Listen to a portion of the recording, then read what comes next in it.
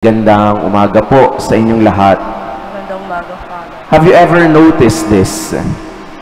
Kapag gusto nyo yung isang tao, kahit anong gawin yan, parang okay pa rin.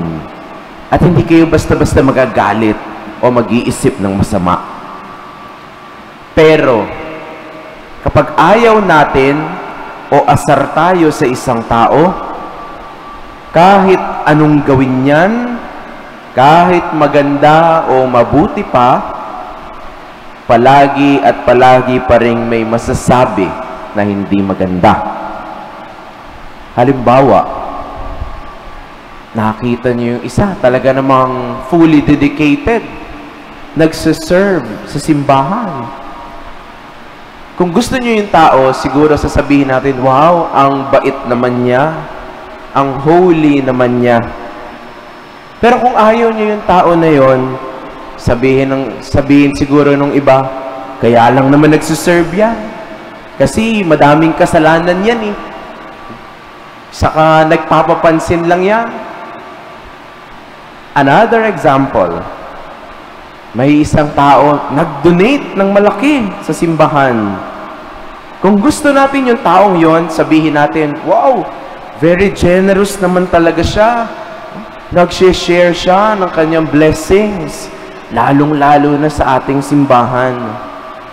Pero kung ayaw natin yung taong yon, yung iba sasabihin, nanalo siguro sa sugal yan kagabi, kaya yan nag-donate. Baka nag-wedding pa yan, o galing sa hindi maganda yung kanyang perang ibinigay. May tawag po dito eh, sala sa init, sala sa lamig.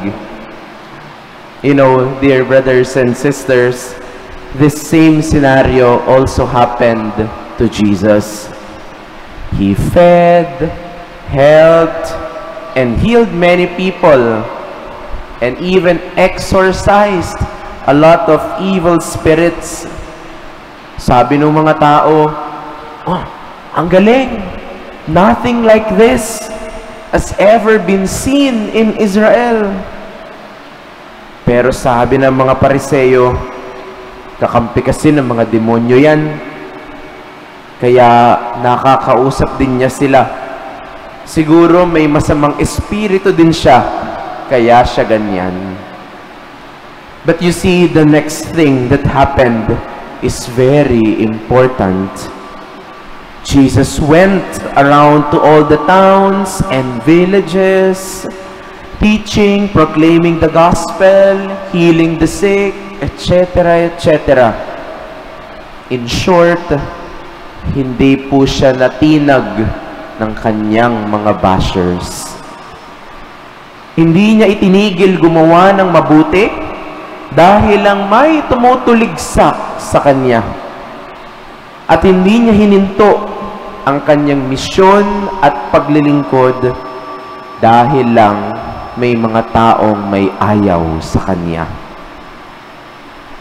Dear brothers and sisters, I'm sure that we already know this very well, and so I'll just repeat this once again, na kahit anong gawin po natin, mabuti man o hindi, palaging may masasabi ang mga tao sa paligid natin.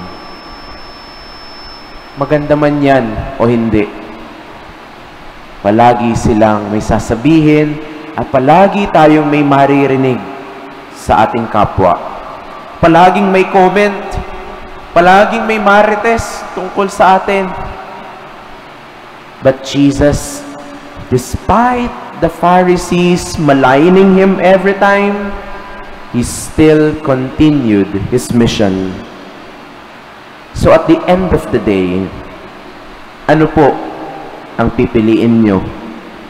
Gumawa ng mabuti o gumawa ng masama? The choice is ours. Amen.